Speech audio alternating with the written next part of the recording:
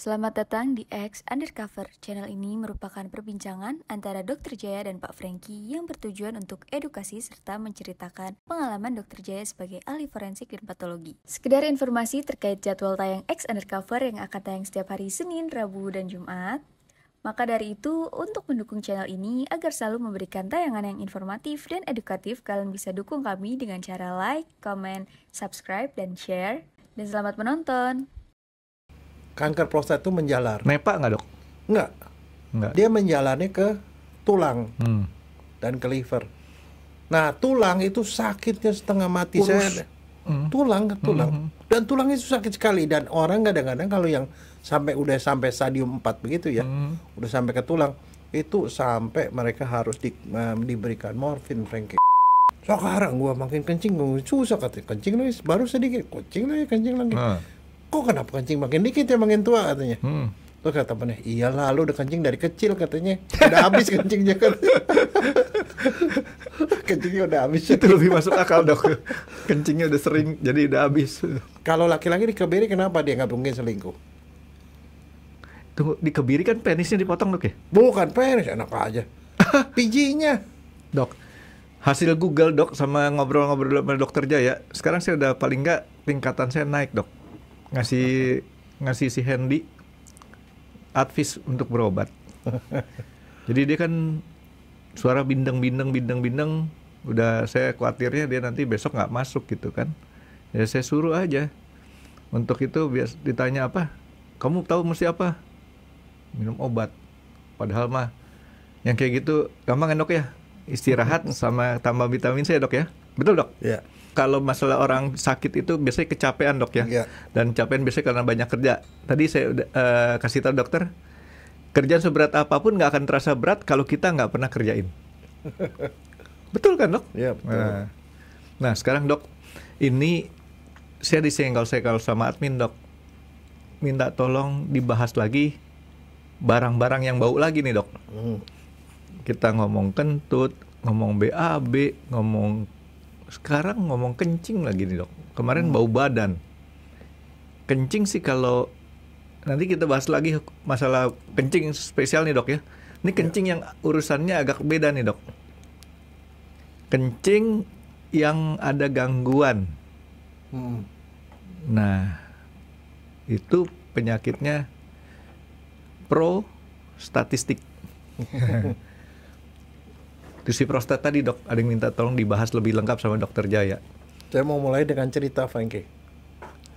Ada orang datang ke apotek. Ada hadiahnya nggak dok? Ada. Kalau ada boleh saya dengerin dok. Datang ke apotek, kakek-kakek, umur 60 tahun. 60 tahun oh, bukan kakek-kakek dok. Kakek tapi penampilannya udah kakek, udah rada ya udah tua lah, rambutnya Karena udah putih menurut semua. definisi masalah umur 60 tahun itu masih masuknya remaja dok, remaja tua. Dia datang ke apotek, tanya mau beli apa pak? Terus dia bilang saya mau beli pil biru. Ekstasi dok. Hah? Ekstasi nggak biru lah. Bukannya pil ya, bukan tablet ya. Kalau tablet biru saya pernah lihat di TV hasil biru yang gerebekan bentuknya polisi. seperti wajik. Oh Weber coklat ya. Abu-abu Weber pak. Dokter masih tahu kan Weber kan? Nah. Terus kaget sih itunya. Pil biru pak, mahal loh. Ya saya tahu mahal katanya. Kenapa mau beli? Saya diomelin sama istri saya katanya. Udah terus langsung dia itu. Kalau orang yang tahu ya biasa itu namanya itu Viagra, Franky.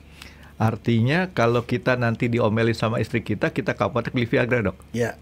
Nah terus dia tanya, emang bapak masih kuat? Kata yang jualannya. Bukan, istri saya ngomel melulu katanya kalau saya ke belakang. Kok ngomel kenapa? Bawa pesing katanya. Bawa pesing. Bawa jengkol. Bawa pesing katanya WC-nya. Jadi bapak pakai gituan buat apaan? Apa hubungannya katanya bawa kencing itu? Bukan begitu, saban kali kencing kan dia netes katanya, dia awer-aweran kemana-mana. Jadi Bapak pakai pil itu Bapak supaya bisa kalau kencing masuk ke lubangnya katanya. Oh, nggak misfire, Dok. Jadi tenaganya nggak kuat, nggak sampai kencingnya tuh netes, Franky. Awer-aweran, nggak masuk ke lubang. Jadi saya cuma minum itu sekedar supaya bisa masuk kencing sampai ke lubang katanya. Iya, kalau dokter ke rest area ataupun jangan rest area deh, WC umum di mall-mall aja, Dok. Kadang-kadang saya suka jijik tuh. Kita berdiri tapi depan tempat kita uriner itu, Dok, ada bekas kencing orang netes-netes. Nyebelin banget, Dok. Nah, sekarang itu satu. Yang kedua nih obrolan nih orang-orang tua nih. Itu. Sekarang gua makin kencing gua susah katanya. Kencing lagi baru sedikit, kencing lagi. Kok kenapa kencing makin dikit ya makin tua katanya.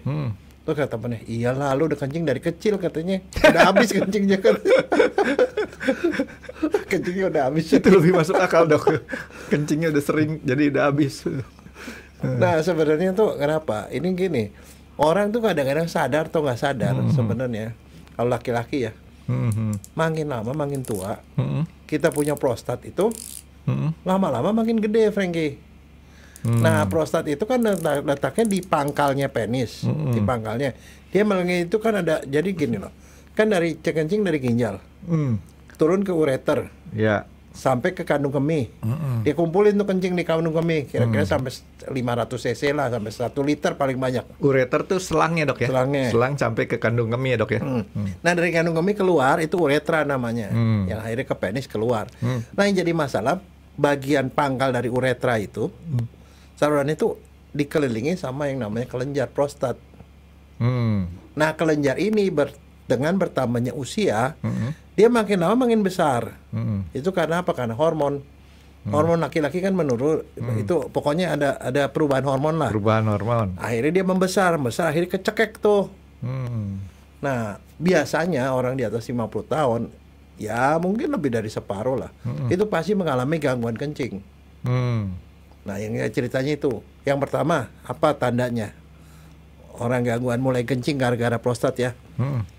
Kalau mau kencing mesti ngeden. Kalau nggak ngeden nggak keluar, susah mulainya. Serius, Dok? Serius. Jadi kan biasanya mesti neken baru keluar. Nah, kadang-kadang, Dok, yang kayak begitu tuh di depan saya kan kadang-kadang ngantri tuh kalau di WC umum. Ya ini umur paling juga umur ya 30-an atau kadang-kadang 20-an.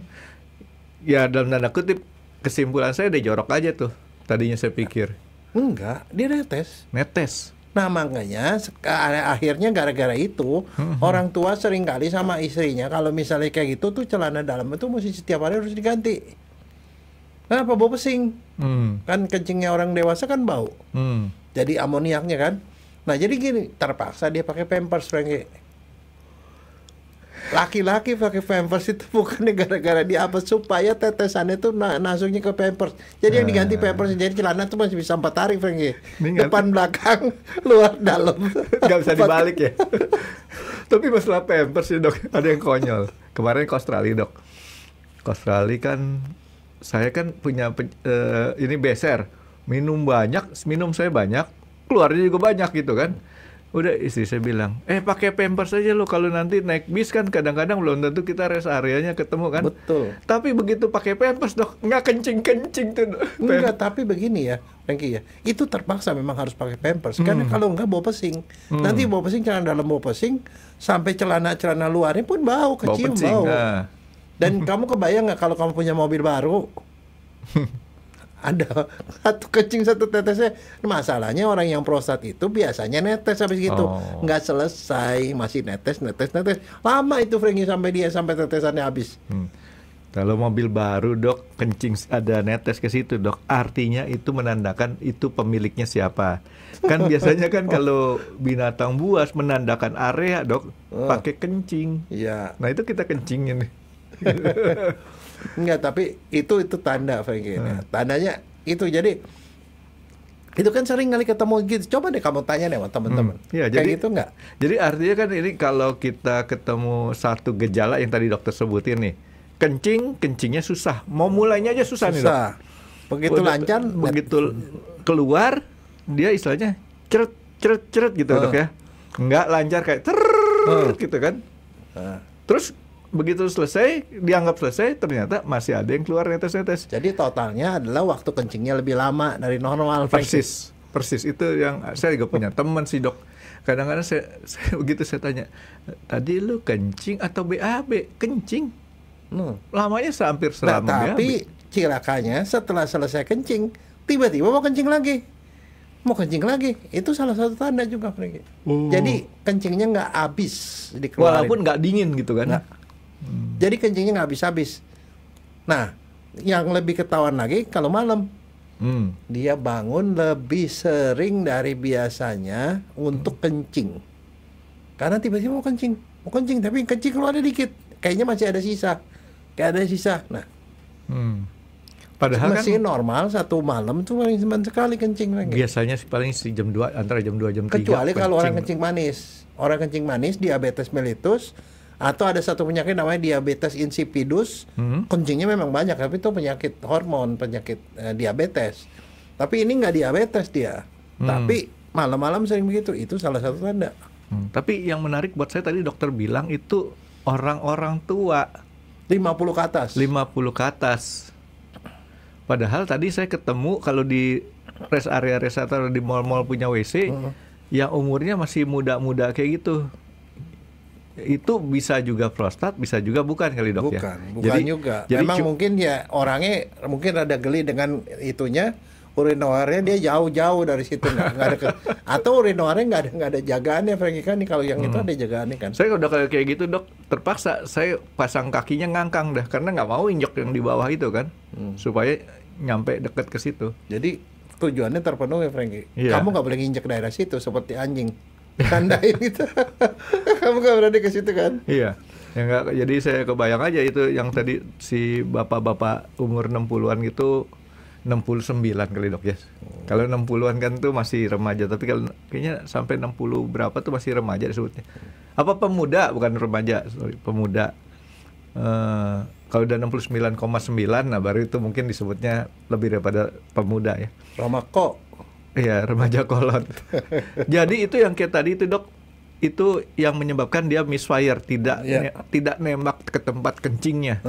Nggak bisa gitu. Itulah ya makanya perlu pil biru, Franky. Nah, jadi kamu jangan curiga kalau orang minum pil biru, barangkali cuma gara-gara kelainan kencing, Franky. Nah, tapi dok, supaya orang nggak semua pada beli pil biru, pembelian pil biru itu menurut dokter tepat sasaran nggak obatnya tuh dok? Bisa. Oh tepat, memang betul. Benar.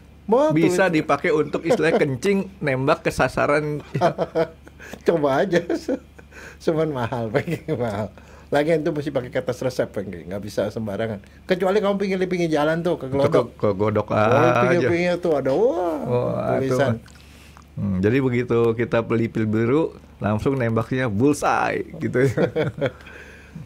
Oke. Nah, itu 50 tahun ke atas. Berarti kalau di bawah 50 tahun, kalau terjadi hal seperti itu, ya, kemungkinan ada penyakit yang lain. Nah, mungkin kencing manis, diabetes insipidus, atau apalah, pokoknya ada yang lain lah. Mungkin infeksi kencing juga bisa. Nah, jadi intinya cuman kalau kita ketemu masalah kayak gini, cepat konsultasi sama dokter ya dok ya.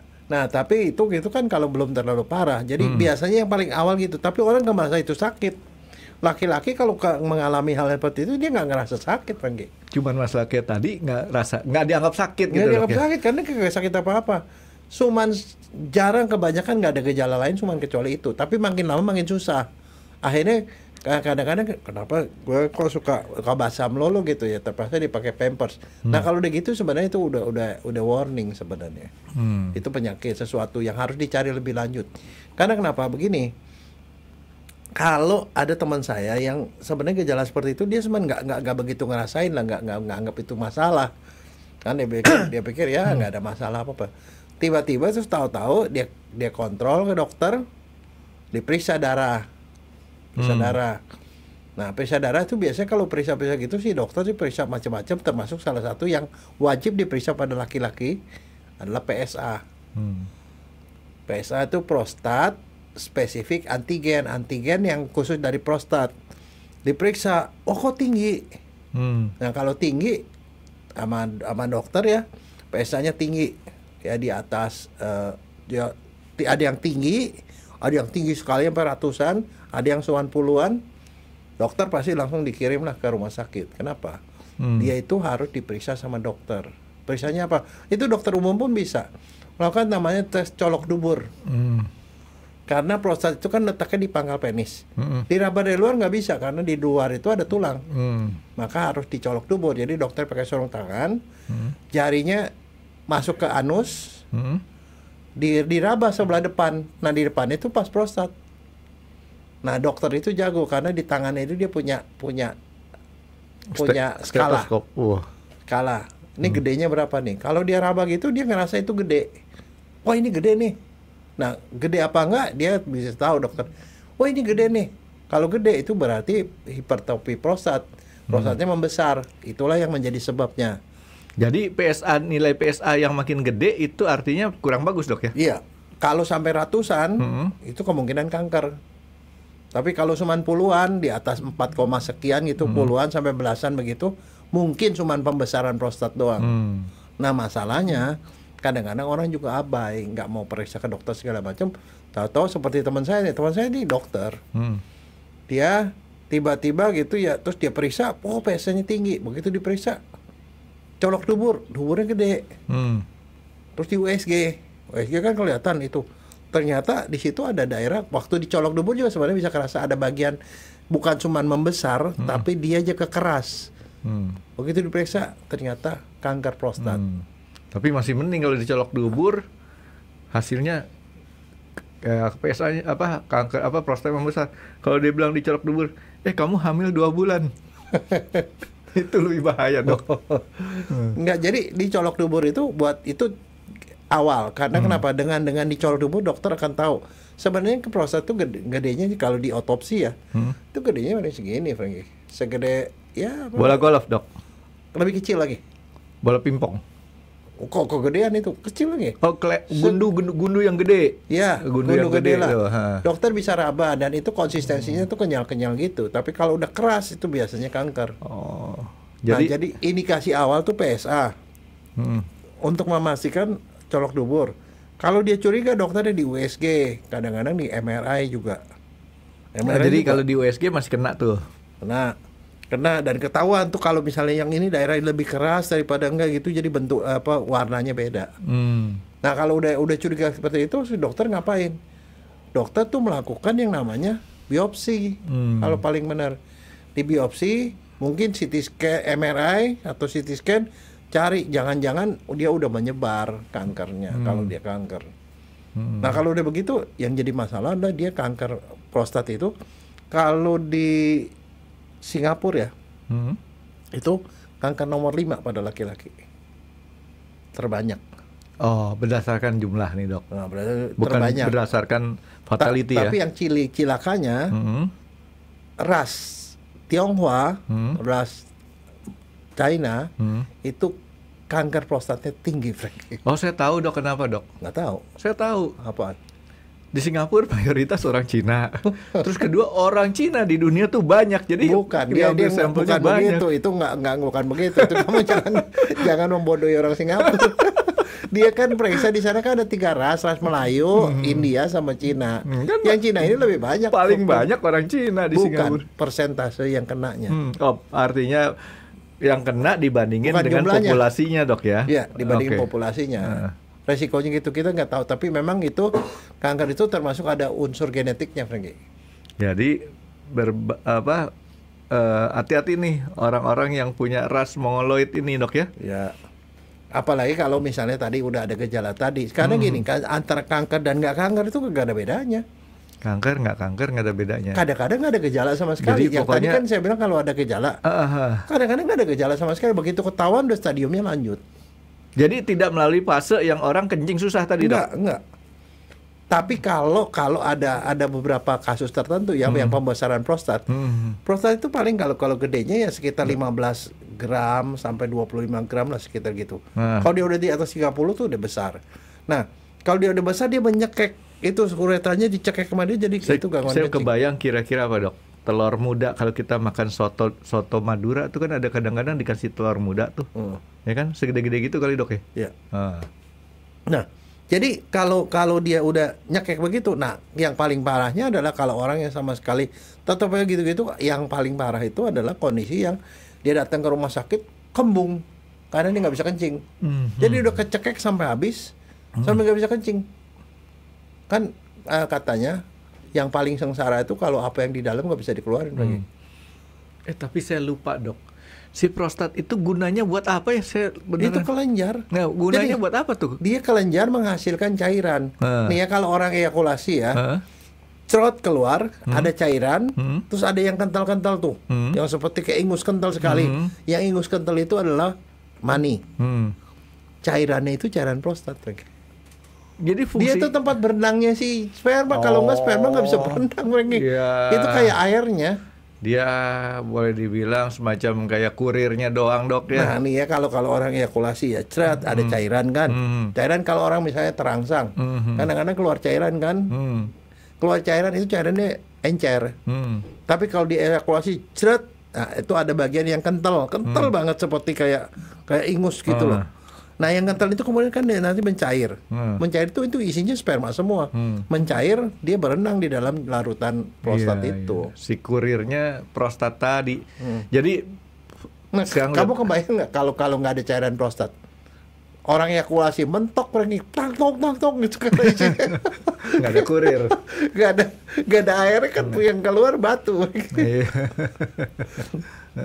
Jadi itu dibikin Tuhan tuh memang pada waktu dia mau ejakulasi dia keluarin cairan dulu, sperma disemprot, terus spermanya bisa mencair dan kemudian dia bisa berenang kemana-mana gitu. Jadi kalau kita kayak ngecat mobil pakai spray gun gitu, Dok, bahan catnya tuh sperma, enggak ditekan sama tekanan angin, cus keluar. Nah si prostat itu dari kompresornya tadi tuh. Kira-kira gitu, Dok ya? Ya.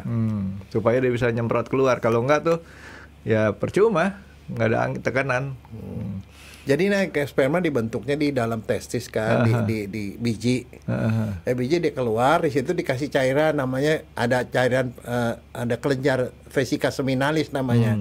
Dia keluarin cairan, terus prostat keluarin cairan, baru terus maninya dikeluarin gitu. Jadi si orang kalau tapi artinya lebih beruntung orang yang dikasih gejala nih, Dok ya.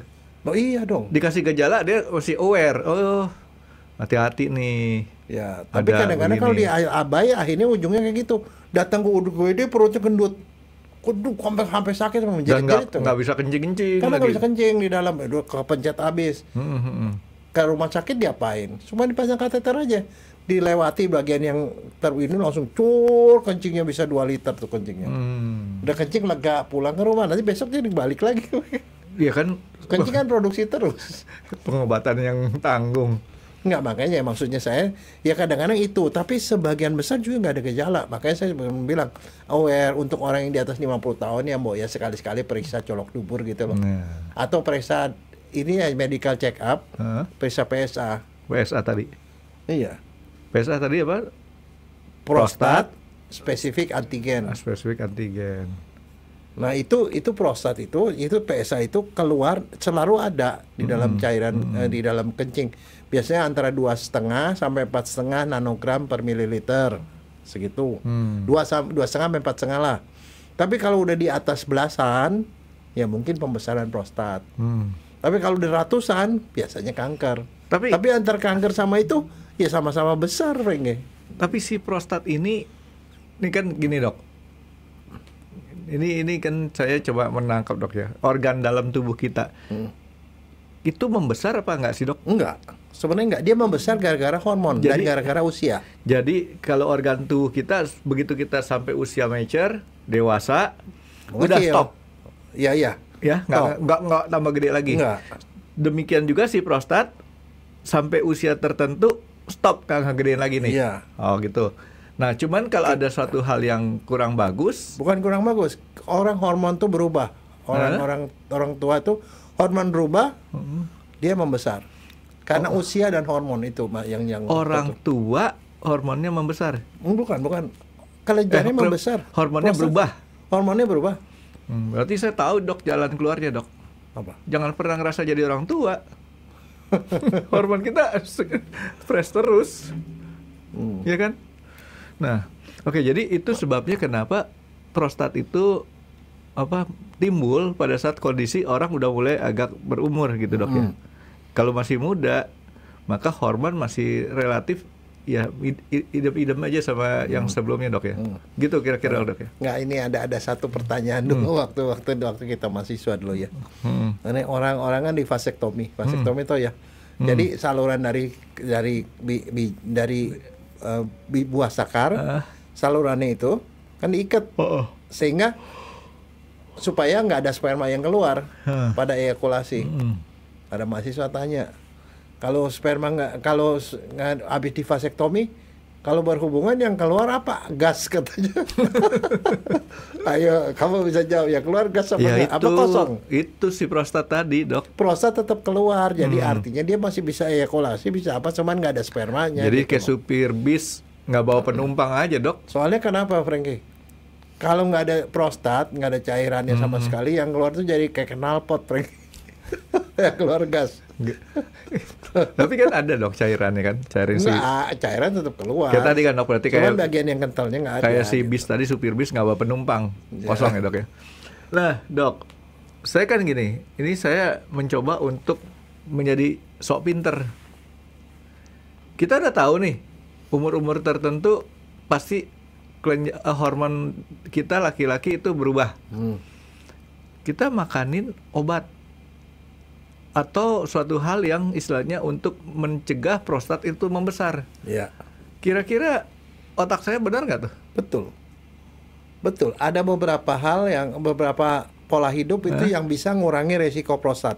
Oh, bukan obat? Bukan, pola hidup dulu. Cukup pola hidup. Oh, ya. Saya pikir tadi ginilah, misalnya ternyata kalau kita makan keju itu prostatnya nggak gede, ya kita makan keju terus. Gitu. Nggak, itu memang salah satunya itu. Satu ya sebenarnya yang bikin yang bisa dipakai untuk mencegah itu adalah itu bahan-bahan yang namanya antioksidan, Frankie. Tumben saya pinter dok ya. Antioksidan. Jadi gini, yang paling awal ya pola hidup ya, jangan ngerokok. Ngerokok meningkatkan risiko. Alkohol meningkatkan risiko. Ngerokok ketahuan nggak ketahuan, pokoknya meningkatkan risiko nih dok ya. Merokok itu kurang olahraga meningkatkan risiko. Kurang makan sayur-sayuran atau buah-buahan, itu resikonya juga tinggi. Nah, ada buah atau segala macam yang bagus untuk prostat. Yaitu yang mengandung antioksidan banyak. Apa? Tomat. Ada bahan yang namanya lycopene di dalam tomat. Jadi makan tomat tuh menghindari itu. Tomat buah apa sayuran sih dok? Buah. Sayur. Sayur ya? Tomat. Buah delima. Kayaknya enak semua buat saya tuh dok. Iya, enggak, tapi itu adalah bahan-bahan yang harus dimakan supaya mencegah kemungkinan itu. Tomat, mau tomat cherry, tomat sayur itu pokoknya saya bisa makan mentah, saya bisa tuh. Dan jadi banyak antioksidan itu adalah buah berry segala macam berry, blueberry, raspberry lah apa segala macam. Ntar kalau gitu saya minta keluarin tadi beli itu dok.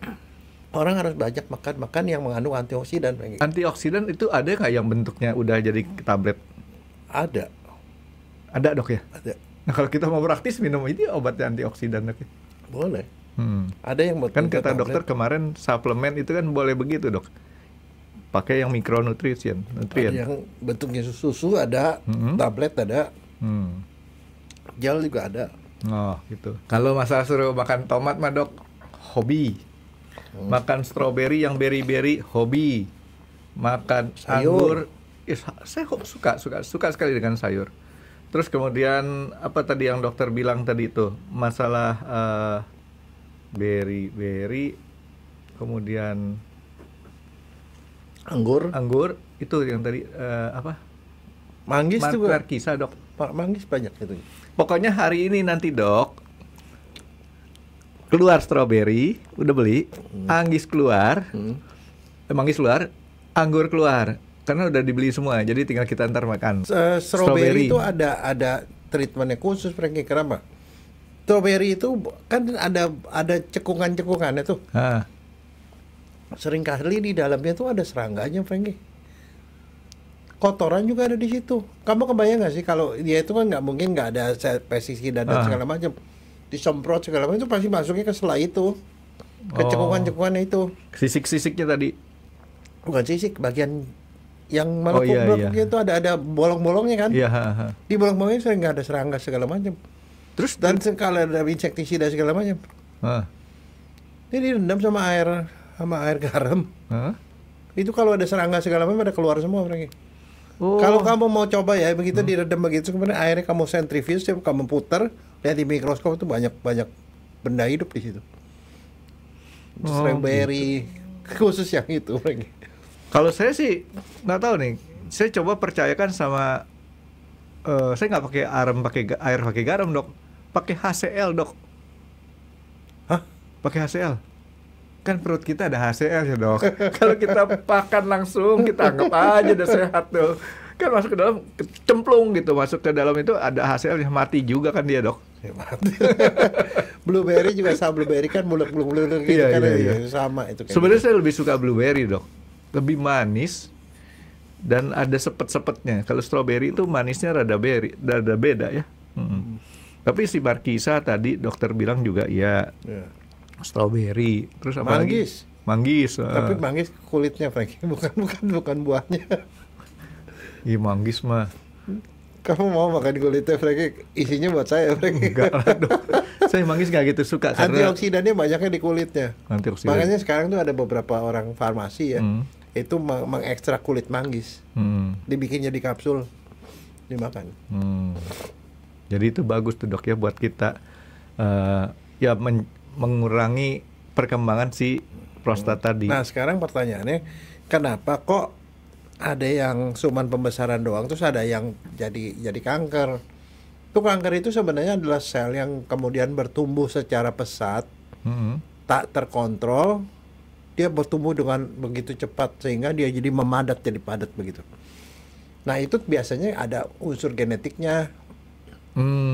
Kan penyakit kan selalu genetik sama lingkungan. Lingkungan tadi merokok, alkohol segala macam. Nah kalau genetiknya itu turunan. Biasanya kalau dalam keluarga kita tuh ada yang kanker prostat atau kanker payudara, yang perempuannya, kemungkinan kita kena juga gede. Kemungkinan kenanya gede. Be careful. Jadi walaupun nggak ada gejala, ke dokter periksa. Biasanya kalau kita rutin periksa MCU, medical check up, setahun sekali kan, PSA pasti diperiksa. Kalau PSA tinggi, itu harus langsung ditindaklanjuti, dirujuk ke dokter lagi. Nah, kalau kita ujuk-ujuk kita minta tes PSA ke laboratorium bisa nggak dok? Bisa. Ambil darah juga? Sama darah. Oh itu yang saya nggak suka itu dok, diambil darahnya dok. Kenapa? Cuman nyumbang sedikit lah, itu paling 10 cc. Kamu punya darah 3 liter, 4 liter, 5 liter, sampai 5 liter. Tapi bikin keringat dingin dok. Pada waktu jarum mau dicus gitu. Wah. Suruh dokter Dian yang ngambilin, pengen nggak berasa. Iya kalau dia pinter tuh. Oke jadi si prostat tadi dok itu cuman ke lelaki ya? Perempuan nggak? Nggak ada prostat. Nggak ada prostat. Dia aman lah ya perempuan ya. Kalau perempuan tuh itunya tuh leher rahim sama ya, cervix. Jadi kalau kita lagi otopsi nih ya, kita raba ada jendul, laki-laki itu prostat. Kalau perempuan jendul itu leher rahim. Jadi sama lokasinya di daerah situ di ujung. Jadi Tuhan ngasih adil lah dok ya. Cuman beda nama doang ya. Tapi ya be careful. Jadi kadang-kadang kan kita juga nggak tahu ya. Ada keluarga, oh yang kanker payudara, saya laki-laki ya, mungkin prostatnya ada ini ada unsur gitu. Jadi dok, kalau saya coba simpulkan dari tadi ini dok, si prostat ini suatu gejala yang umum terjadi dok ya, di mana ada pembesaran dan apa-apanya, dan itu kebanyakan karena kayak tadi yang dokter bilang, pola hidup kita dan gaya hidup kita nggak menunjang untuk sehat. Nah salah satu juga yang tadi yang belum saya sebut, salah satu penyebabnya biasanya kalau orang udah gitu, itu adalah makan daging merah, Franky. Daging sapi, kambing, nah, pokoknya daging-daging itu, yang daging merah, itu juga resikonya jadi lebih gede. Berarti kita. Terus satu lagi obesitas. Orang gemuk itu resikonya gede. Berarti kalau daging merah nggak boleh, kita nggak boleh makan chashu. Makan samcan aja dok. Enggak, yang namanya daging putih itu adalah ikan sama ayam, itu nggak apa-apa Franky. Casio kan itu kan merah, tapi kalau Samcan kan putih dok. Boleh? Boleh. Oke. Nah itu ya itu bahasa bahasa dewa kita dok, yang daging putih daging merah ya. Oke, jadi yang disebut daging putih diluruskan dulu dok. Nanti gara-gara saya ngomong dianggapnya omongan saya benar lagi dok. Daging putih itu daging ikan sama daging ayam, daging itu relatif ikan. aman. Walaupun ikan tuna yang warnanya itu merah atau ikan salmon yang warnanya itu orange itu dianggapnya daging putih. Itu jadi ujung-ujungnya kalau dilihat dari komposisinya itu omega 3-nya tinggi. Nggak, saya tuh berpikir kadang yang dokter ngomong daging merah, di otak saya benar-benar warnanya merah kan ya. Ternyata daging merah itu hewan kaki 4 lah ya. Hewan kaki 4 termasuk si bab 1 tadi kan dok. Bab 1 itu dagingnya walaupun nggak dikasih pewarna merah ya kan, itu tetap aja disebutnya daging merah kan.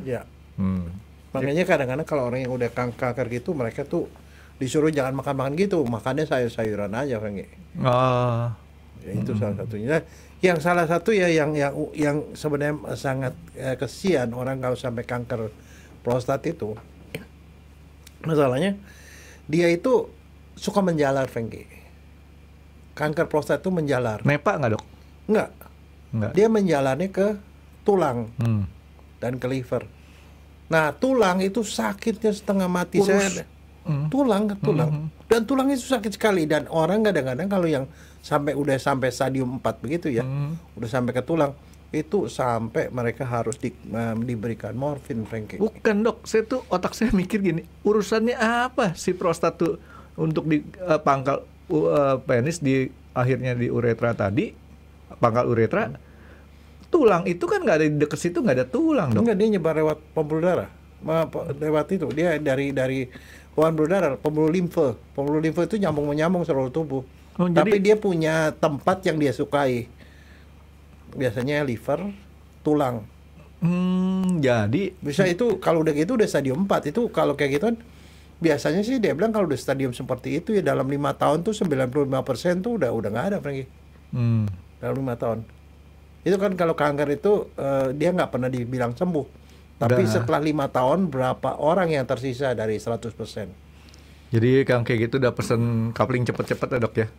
Maksud ya, dokter tapi gitu kalau ya? stadium awal masih lokal di daerah situ ya itu masih bisa diobatin. Nah sekarang tadi kan kita udah ngomong, dokter udah kasih tahu tuh si prostat itu gunanya sebagai pemberi bus cairan, driver atau pengantar. Kita potong aja si prostatnya dok. Bisa nggak? Kita angkat aja si prostatnya. Ya nanti kamu jadi kayak knalpot dong. Ya resikonya kan cuma di situ dok. Resikonya kan di situ. Susah amat. Biasanya kalau dokter mah lebih gampang, Frankie. Diapain? Kalau orang sakit pembesaran prostat, kalau sampai susah kencing, sama dia dioperasi. Operasi ada beberapa cara. Ada dipasang pipa pralon di situ. Dari nyempit itu dipasangin pipa di situ. Jadi artinya semacam kayak orang dipasang ring buat jantung. Ya. Gitu. Ya dipasang gitu. Jadi dia kencing lancar. Yang kedua dikerok. Kan itu dia kan neken ke uretra.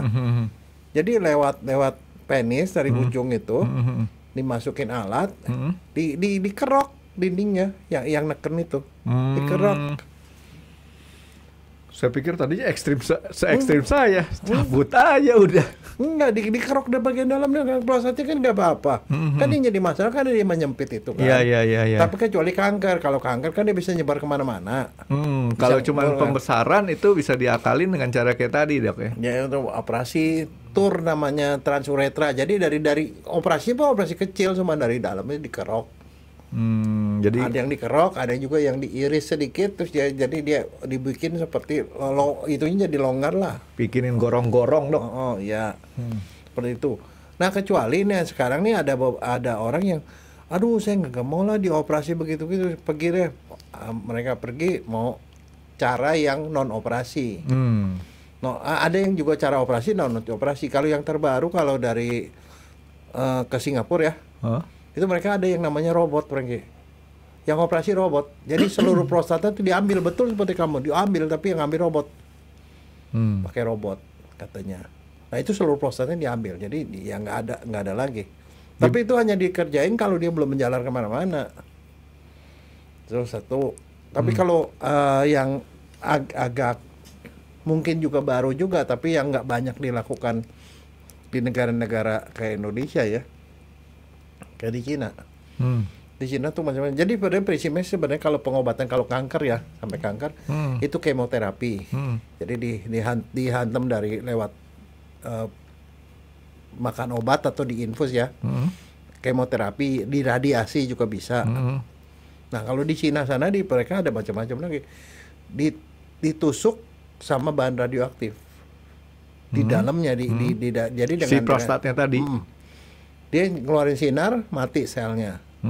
Yang didinginin, dipasang jarum, didinginin sampai minus 160 derajat, beku, terus dipanasin dikit-dikit, lama-lama kankernya mati kan selnya. Ada yang didinginin, ada yang dipanasin, di situ dikasih panas. Komplit deh ya. Nah jadi ada macam-macam gitu. Itu termasuk ya terapi dalam tanda petik ya, mereka bilang itu non operasi. Dok, si prostat tadi bisa ditransplantasi nggak dok? Buat apaan? Kalau kita copot, kita ganti sama yang baru, dok. Enggak. Pakai prostatnya babi gitu, dok.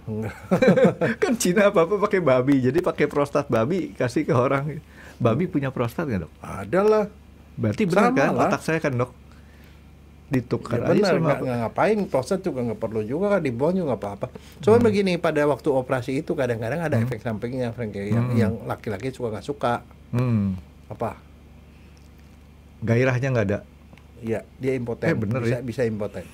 Mengalami gangguan, tapi nggak semua seperti itu. Tapi kadang-kadang orang merasa itu dia masih perlu itu gitu. Mendingan gua kanker deh daripada gua nggak bisa gitu. Baru podcast 100 berapa dok, otak saya makin pinter dok. Jadi kalau yang banyak nonton di podcast kita, jangan-jangan udah sama kayak saya dok, udah bisa nebak apa pertanyaan dokter Jaya. Jadi gitu Frankie. Cuman begini, kayak itu kan lumayan cukup banyak di Indonesia kan. Kalau laki-laki kan kebanyakan kankernya gara-gara gaya hidup kan. Kanker paru karena ngerokok, prostat itu prostat karena usia dan segala macam. Jadi ya kita cuma mesti aware aja. Jadi artinya apa? Kalau misalnya kita punya uang, ya setahun sekali check up lah, general check up untuk tahu. Nah, nih dok, ini sebelum kita lanjutin masalah uang nggak uang. Kan tadi saya bilang ada kawan saya dok, ya kan, yang ternyata memang menderita prostat. Terus saya bilang kita mau bahas prostat nih, bantuin ngomong dok. Enak aja gua ngomong, kan nanti gua malu dong. Emang prostat itu penyakit yang memalukan gitu dok? Nah ini ada cerita-cerita kalau di luar bilang, katanya kalau prostat itu biasanya menyerang kanker ya. Menyerang orang-orang. Kalau kanker nih dok? Iya. Kalau pembesaran doang? Ya usia biasanya. Iya itu dia. Terus apa itu memalukan penyakit prostat itu kita akuin gitu? Karena kurang berhubungan katanya Frankie. Oh gitu. Larinya ke sana itu, makanya bukan apa itu satu. Dan lagian orang juga nggak mau kan ngomongin yang gitu-gitu. Berarti kayak kaisar zaman dulu yang punya konkabin apa sih? Enggak. Itu selir banyak. Itu selirnya bisa 1000 Frankie. Nah sekarang itu nggak prostat lah ya. Nggak, tapi sekarang saya mau nanya kamu. Kamu tahu nggak kalau punya selir 1000, kalau satu malam sekali aja dia main, 1000 itu dia ketemu lagi sama selir yang itu, berapa tahun kemudian Frankie? Besok dia ketemu lagi dok. Kan ya, ini dokter salah nih dok. Pertanyaannya dok, pertanyaan dokter Jaya harusnya kalau kita anggap sehari satu dan itu masing-masing punya kesempatan sama gitu ya, ketemu dia lagi 3 tahun dok. 3 tahun. Ya kan 1000 hari. 3 tahun. Nah sekarang gimana caranya kan si selirnya kan kesepian dong, bisa selingkuh kan? Gimana caranya supaya dia nggak selingkuh? Ya dikasih pagar aja dok. Bukan, itu dayang-dayang sekitar yang laki-laki ini kebiri semua Frankie. Itu yang dilakukan di Kaisar Cina sana. Kasim namanya. Jadi dikebiri. Kalau laki-laki dikebiri, kenapa dia nggak mungkin selingkuh? Tunggu, dikebiri kan penisnya dipotong dok ya? Bukan penis, enak aja. Pijinya. Oh bukan penis yang dipotong? Kan anjing kan ada yang dikebiri. Ada. Iya, bijinya yang dibuang. Jadi gede anjingnya dok. Oh gede, badannya gemuk biasanya. Kenapa? Makanya Miko saya nggak kebiri karena takut tambah gede lagi. Itu aja udah 48 kilo. Kenapa? Itu pusat hormonnya ada di situ. Tapi jadi kan, hormon testosteronnya nggak ada, dia nggak punya nafsu, Frankie, nggak punya libido. Nih, ini sorry nih dok, agak melenceng. Kita agak bahas dikit si Kasim tadi dok, penasaran buat saya nih dok. Kalau dia dikebiri, buat zakarnya dipotong kata dokter skrotum ya dok ya, dipotong. Itu kan tetap masih bisa, istilahnya dia keras kan dok? Nggak bisa, dia nggak punya keinginan. Nggak punya keinginan Nggak sama punya sekali. Keras juga nggak bisa, Frankie, loyo. Justru yang bikin segitu orang parahnya jadi, tuh dok. Iya. Makanya kan kamu tahu nggak, kita tuh di tahun 2000-an ya. 2000 setelah 2014 lah. Waktu itu presiden itu merasa kesel karena ada banyak kasus pedofil. Pedofili. Nah, terus kan dia bikin undang-undang. Apa sih, peraturan atau apalah? Bukan, itu dia bikin itu undang-undang ya. Undang-undang yang di inisiatif sama presiden gitu, yang harus diinin. Jadi pada waktu itu bikin aturan bahwa kalau orang pedofil dikastrasi, artinya dikebiri. Dikastrasi itu artinya kalau yang dulu itu yang tadi diomongin, bijinya dibuang, tapi dia ini pakai kastrasi kimia, disuntik dengan bahan yang bisa neken supaya hormon testosteronnya hilang. Nah itu tahannya cuma sekitar 6 bulan sampai 9 bulan. Setelah itu masih disuntik lagi, Oh, baru saya tahu dok. Si Miko jadi saya cuma berpikir, wah dulu nih dok, otak saya berpikir kalau dikebiri itu dipotong batangnya. Ngapain perlu batangnya? Nggak perlu, batangnya nggak bakal tegak kalau bijinya dihilangin. Yang bikin orang jadi tegak, badan orang jadi gagah. Itu laki-laki jadi seperti laki-laki itu gara-gara hormon testosteron. Hormon itu yang dibuang. Caranya apa? Sumbernya dibuang yang menghasilkan hormon. Jadi kalau laki-laki tegap itu karena testosteronnya banyak. Iya. Oke, saya ini berarti kurang nih dok, nggak tegak. Nah, terus dok, oke, balik lagi kepada si prostat tadi dok. Nah, prostat tadi kalau misalkan kita cuman bersihin tadi dok, kan tadi dokter bilang kan tidak diangkat dok, dikasih model kayak dikasih model kayak ring lah segala macam atau pembesar yang jalan keluarnya, itu bisa kambuh lagi nggak dok? Bisa, ada kemungkinan kambuh lagi. Kalau kambuh lagi dikerok lagi. Kadang-kadang waktu dikerok itu kan juga bikin jaringan parut. Jaringan parut kan jadi bisa mengecil lagi. Kalau dikasih, kayak tadi dikasih ring? Ring ya enggak. Kemungkinan. Jadi itu berbagai macam. Nah, tapi kalau yang namanya begituan ya mesti harus pergi ke dokter lah. Tapi operasinya itu bukan termasuk operasi yang terlalu berat, enggak. Yang berat tuh kalau dia kanker. Cuman kalau kanker pun biasanya sih kalau stadium awal, yang paling penting sih sebenarnya kalau diagnosis kanker prostat ya, harus didiagnosis secara awal. Diagnosis awal itu yang mencurigakan itu ada PSA yang paling kecil.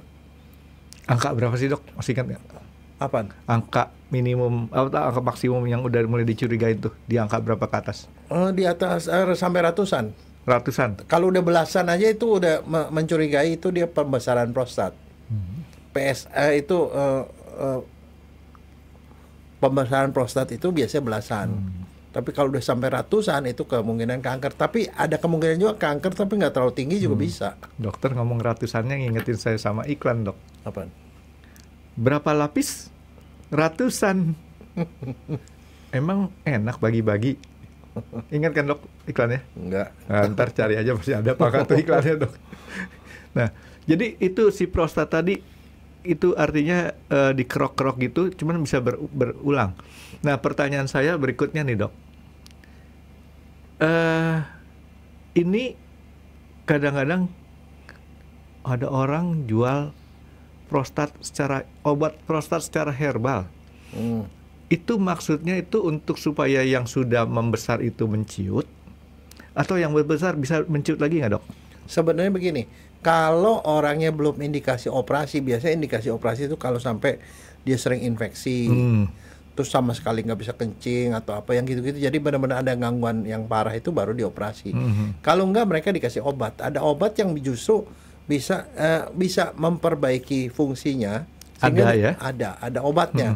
Obat dokter ada, obat herbal juga ada. Oke. Jadi tidak masalah. Cuman kalau sudah ada gangguan sampai kencing susah, bolak-balik ke rumah sakit ya udah harus dah. Kalau kanker ya harus itu. Oke, jadi kan ada tuh dok yang suka di iklan di TV juga. Gambarnya iklannya kayak tadi tuh. Kencing, ceret gitu kan, ada obatnya. Itu bisa dianggap sebagai obat untuk ya yang tahap masih mungkin nggak terlalu parah ya dok ya. Dan tapi kalau obat itu istilahnya kayak kalau TV kan mungkin saya percaya mungkin dia sudah ada melalui BP POM segala macam. BP POM apa BPOM sih dok? BPOM ya. Nah itu, tapi kalau yang dijual-jual bebas itu menurut dokter apa yang harus kita perhatikan supaya kita jangan salah beli? Kita pengennya ngebetulin si prostat, tapi ternyata obatnya tuh malah nggak benar. Artinya jangan sampai ini kandungan yang harus adanya tuh kandungan apa sih dok kalau obat itu? Kita nggak tahu Frankie. Kalau ngomong itu, kalau dokter ngomongnya adalah obat-obat yang memang memang indikasinya buat itu. Artinya yang bisa tapi kalau yang namanya tadi, dok, ya? herbal kita nggak pernah tahu. Karena kan semuanya nggak ada penelitian itu. Oh, okay. Jadi artinya saya juga nggak bisa komentar. Mungkin juga efektif. Jadi artinya dia ngomong apa aja boleh dah dok ya. Cuma masalah kita mau percaya apa enggak ya. Cuman balik lagi tadi BP POM nggak menjamin itu Frankie. Nah BP POM tuh ngapain? Dia itu adalah obat itu sudah terregister resmi, diproduksi dan diakui oleh negara. Udah. Aman? Karena dia udah registrasi. Aman enggaknya? Nggak, bukan urusan dia. Oh. BP POM itu sudah terregistrasi, jadi bukan obat liar.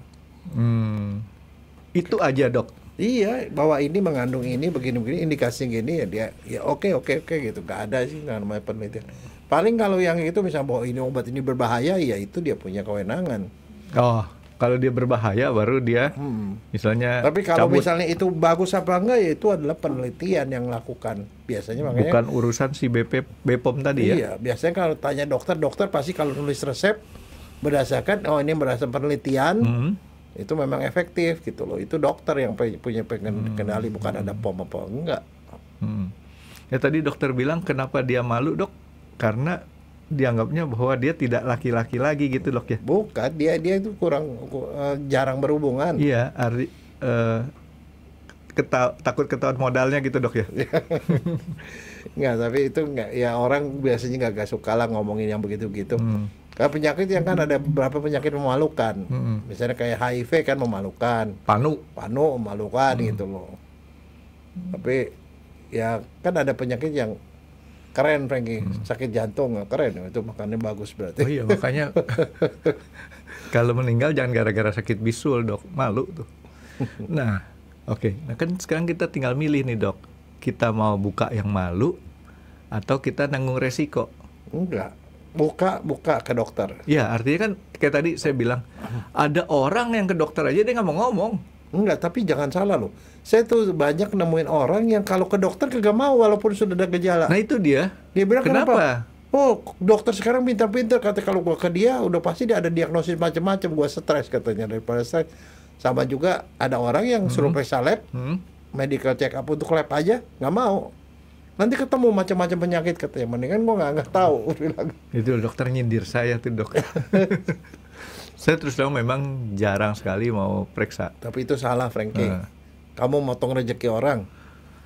Lah seorang udah belajar susah-susah, belajar dokter spesialis patologi klinik, belajar jadi dokter spesialis, kamu nggak berobat, dia makan apa orang Frankie? Nah itulah salahnya saya dok. Jadi kalau saya kadang-kadang kan sok tahu. Begitu saya lihat gejalanya gini, oh ya udah minum obatnya deh. Saya pernah ditegur sama teman saya dokter yang lain dok. Faye, ini sakitnya apa nih? Gejalanya apa Frankie? Gejalanya gini nih. Terus obatnya apa? Ini. Ya udah gue minum obatnya aja. Ntar dulu, diperiksa dulu katanya. Ya kan nanti juga dokter paling kalau diperiksa ternyata iya paling kasihnya obatnya itu juga kan. Salah dok ya cara berpikir gitu dok. Jadi sebelum ada kesimpulan udah saya minum dulu kan sembuh. Enggak, makanya kan saya selalu bilang ngoreksi. Kalau apa-apa ada gejala, diagnosis dulu baru terapi. Yang kamu tanya terapinya dulu. Iya dok. Apa yang diobatin? Enggak, diagnosisnya cukup depannya doang. Bahwa itu kemudian hasil hasil pembuktiannya bahwa diagnosisnya itu terbukti. Saya udah ambil bahwa itu saya udah aminin aja dah. Gitu. Langsung terapi. Oke, jadi nggak usah pakai malu. Dan sekarang prostat itu seberapa berbahayanya dok? Oh bahaya, bisa bikin meninggal, Frankie. Kalau kanker ya meninggal, tapi kalau prostat itu cuma dia, kalau yang cuma pembesaran doang, paling banter maksimal dia sering ke dokter karena nggak bisa kencing. Tapi kalau dia di lama-lama sering-sering nggak bisa kencing, kamu tahu kandung kencing itu isinya cuma 100 cc, 1000 cc, 1 liter. Kalau dia lebih gede lagi dia nekan dia sesak napas. Itu dia kemudian dibalik tuh. Reflux. Jadi kencingnya itu mestinya kan dari ginjal turun ke bawah. Karena di sini penuh ke bawah nggak bisa, dia naik ke atas. Wah. Nanti saluran ureternya jadi gede. Karena ke ginjalnya gede, lama-lama ginjalnya bisa gagal ginjal, bisa cuci darah. Itu gara-gara orang nggak kencing, nggak kesampean gitu dok ya? Iya.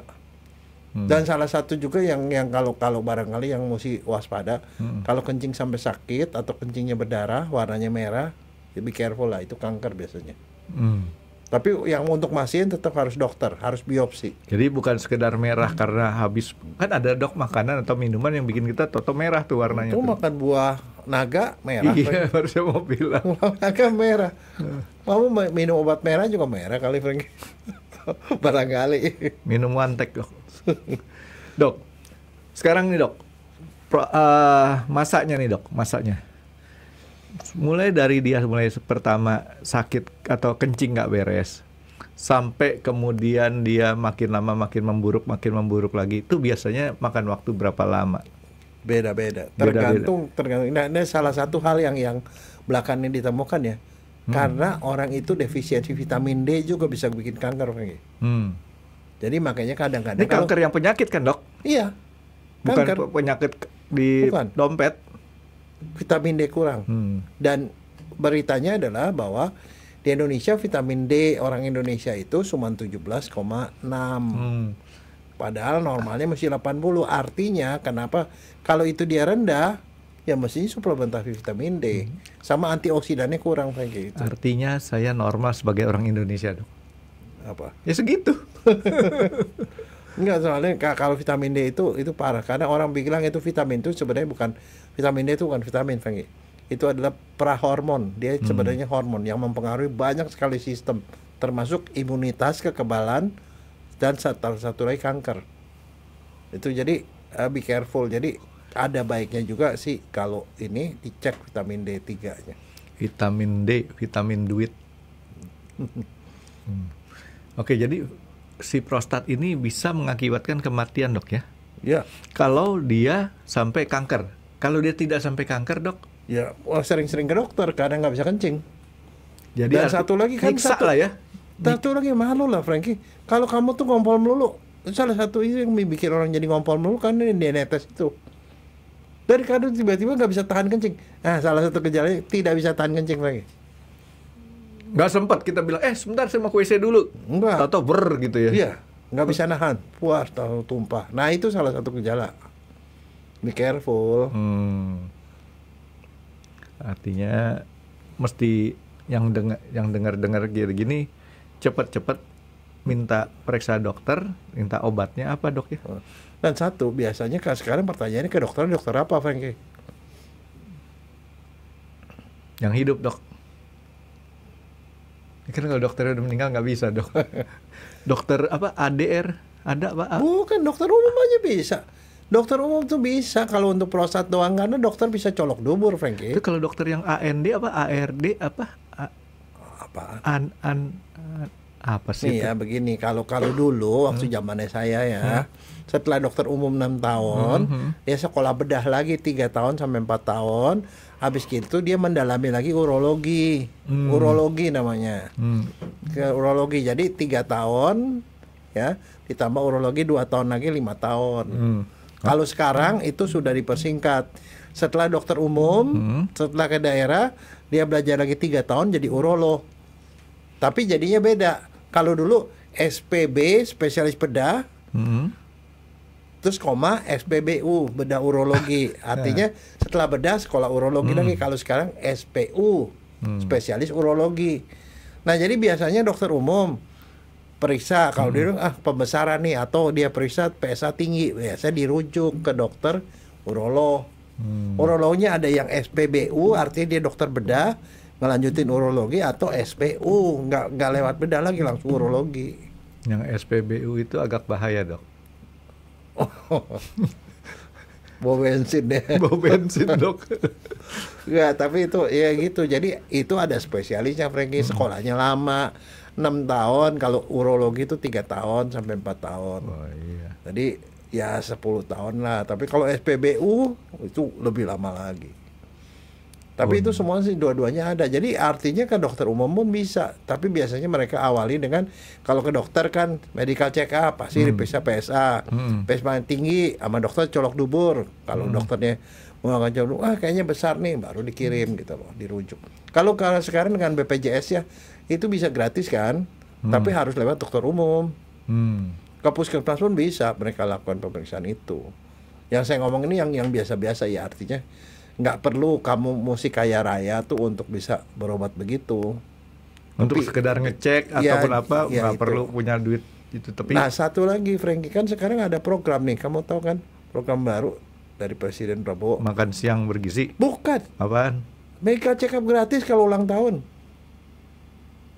Kalau minggu ulang tahunnya, Dok? Nggak tahu, tapi kalau ulang tahun tunjukkan aja KTP. Kamu periksa MCU gratis. Karena kenapa? Orang Indonesia tuh sakingnya ya, ada beberapa kelompok yang untuk check up aja nggak bisa, dikasih gitu supaya paling sedikit dengan gitu dia bisa tahu, bisa pencegahan, mengurangi biaya kan daripada sakit. Dari awal diketahui.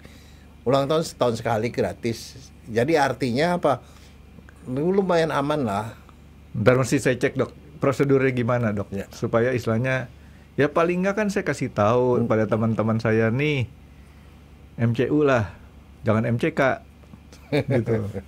Medical check up gratis, Dok ya. Iya, saya udah baru udah dengar, cuman tapi pelaksanaannya saya nggak tahu, tapi itu baru. Tapi teknisnya itu gimana? Lumayan kalau pelaksanaannya gimana saya juga masih belum tahu. Tapi itu bagus banget sih kalau menurut saya, istilahnya. Kalau kita keluarin duit sendiri lumayan tuh, Dok. Lumayan bisa. Ya mungkin 800 kali lebih. 800 sampai sejuta. Yang murah sekitar 800-an sampai jutaan tuh. Ya penting sih kalau menurut saya, Dok ya. Ini pemerintah memang mikirin daripada jagain orang-orang sakit, mendingan suruh orang-orang tetap sehat gitu ya, kan ya. Karena itu lebih hemat dari segi biaya. Dan yang penting kan sebenarnya supaya keluarga aman, ya kita periksa kesehatan, jangan sampai sakit begitu kan. Bisa nyari uang. Jadi kayak tadi, Dok, saya kan tanya sama dokter, mendingan kita open buka-bukaan sama si dokter masalah malu tadi atau masalah resiko. Dokter mau yang mana? Pilih itu, Dok. Nah, artinya kan di sini kan kalau udah masalah kita sudah ada gejala yang tadi dokter sebutin, ya nggak usah pakai gengsi-gengsi lagi dong, Dok. Ya kan? Datanglah cepat ke dokter.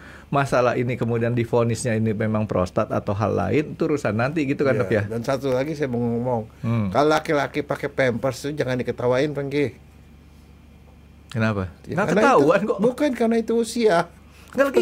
Daripada dia mau posting lagi. Dok, yang jelas, Dok, kita pakai pampers nggak ketahuan, Dok. Yang ketahuan pakai pampers di depan tuh Superman, Batman. Pakai celana dalam di luar dia. Gitu. Oke, Dok. Jadi si prostat itu ya artinya tapi bukan ini loh, Frank ya. Bukan pakai pampers. Kadang-kadang orang pakai pampers nggak enak ya. Bukan pakai pampers, pakai softtek juga. Laki-laki pakai softtek. Ada sih. Ada. Softteknya ditaruh di situ karena habis kencing dia netes lagi, Frank. Kalau orang udah ngompol-ngompolan pakai pampers. Tapi kalau belum sampai ngompolan, cuman nggak habis kencing, kadang-kadang mesti suka netes juga. Gampang lah, habis kencing terus diam aja gitu. Netes nggak? Kalau masih netes ya mendingan pakai softtek. Jadi kalau laki-laki beli softtek itu boleh dong, Frankie. normal. Saya cuma ngasih tahu aja, jangan ketawa. Nanti andai kalau kamu begitu, saya nggak ketawain dah. Kalau ketawa juga Enggak, saya tuh berpikir pertama dokter bilang laki-laki pampers jangan diketahui. Gimana kita nanya, pakai pampers? lo enggak dia beli. Enggak, maksudnya enggak Kalau ketahui. beli kan kau bilang sayang amat sama istrinya, bukan. Laki-laki juga Bukan, kalau tanya pakai pampers apa? Ya, ini buat Miko gitu kan. Enggak, tapi kalau ini kan kalau pampers orang dewasa kan gede, Franky. Gede, Itu biasa dikasihnya ke orang tua yang di rumah yang udah ngompol-ngompolan tuh. Kayak Nah, tadi sekarang begini pertanyaannya. Kalau orang udah seperti kayak gitu, bisa nggak diperbaiki supaya dia kagak netes atau apa? pakai karet gelang, Dok. Bukan olahraga, Franky. Senam kegel. Senam kegel? Tahu nggak kegel? Tahu. Apaan? Cuman tahu tapi nggak tahu apaan. Gini, kita di bagian bawah nih, di dasar panggul itu ada otot. Ototnya bentuknya seperti angka 8. Angka 8 tahu ya begitu? Tahu. Dia ngelingkari anus, ngelingkari depan sekitar kemaluan. Nah, ototnya seperti angka 8 begitu. Otot tuh sambung nyambung. Jadi kalau senam kegel itu artinya kamu diam, kamu tahan seperti kayak mau nahan kencing atau nahan berak. Itu sebenarnya kalau kamu nahan gitu dia kontraksi. Nutup. Tahan 5 detik. 100, 200, 300, 400, 500, lepas. Kita kencengin lagi, lepas. Kencengin lepas. Lakukan sebanyak 10-20 kali. Saya pikir dokter mau ngomong lakukan selama 10 atau 20 jam. Enggak, itu dilakukan seperti itu sekali jalan itu ya 10 sampai 20 kali. Satu hari 3 atau 4 kali dilakukan seperti itu. Lama-lama kamu punya kemampuan tuh untuk nahan kencing. Nahan kencing. Tahan kencing, tahan berak gitu. Jadi itu bisa membantu supaya nggak tumpah-tumpah seperti itu. Tapi begini, ada satu hal yang harus dicegah. Kalau orang sudah mulai ada gejala prostat, jangan pernah menahan kencing. Karena kalau nahan kencing makin dol itu, nggak bisa ketahanan. Nah, biasanya mau tahu orang prostat apa enggak gampang. Begitu diam-diam tuh, minggir karena kenapa kebelat kencing. Sering-sering kebelat kencing salah satu gejala awal, Franky. Walaupun tanpa minum. Artinya, iya. Kan kalau kita habis minum kan tapi logis kan, Dok? Bukan, sering. Ya kalau orang yang prostat itu sering karena kencingnya nggak habis. Kencing udah selesai tapi nggak habis. Habis itu mau kencing lagi. Jadi orang itu beseran. Laki-laki jarang beseran. Sampai berapa kali kencing terus gitu? Lihat aja orang lain kamu sama minum sama kamu. Orang lain nggak kencing, kamu kencing lagi 2 kali, 3 kali. Nah, itu beseran. Udah gitu nggak bisa ketahanan kalau udah mau kencing. Oh, itu. Berarti saya masih jadi aman harus lah, Dok. senam kegel. Berarti saya masih aman. Kalau sekarang nih, Dok, misalnya saya mau kencing masih bisa saya tahan gitu kan. Kalau saya prostat kan udah nggak ketahan tadi dokter bilang. Iya, tapi itu kan berangsur-angsur. Kita nggak pernah tahu nggak tahannya berapa. Sampai kayak masih tahan tapi belum sampai ke situ udah netes. Saya udah keluar. saya Nah, tuh itu salah satu. saya tuh gini, Dok. Problemnya adalah saya minum banyak, kencingnya juga banyak.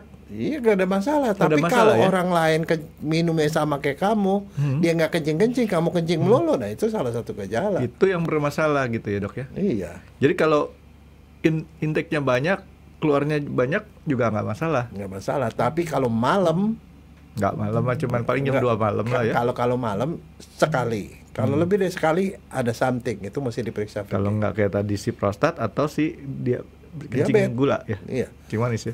Nah, itu makanya biasanya gitu kalau orang yang prostat begitu dianjurkan 1 sampai 2 jam sebelum tidur nggak boleh minum. Batasi minum. Saya mah sebelum tidur minum dulu malah. Iya, tapi minum dulu pun cuma sekali kencing, nggak berkali-kali. Sekali, ya. Kalau artinya gini, sebenarnya udah dikencing sekali itu mestinya udah habis. Kalau kamu berkali-kali berarti nggak habis. Kalau nggak habis berarti ada hambatan di situ.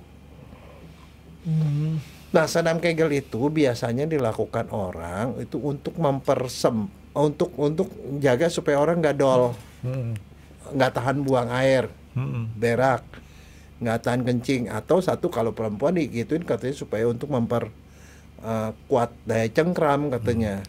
Nah, itu biasanya perempuan yang dikasih gitu. Kalau laki-laki perlu untuk orang yang prostat. Saya pikir kalau laki-laki mah pakai karet gelang aja, Dok. Diikat Diikat. kan melembung. Lentur buyar. Kayak janwe.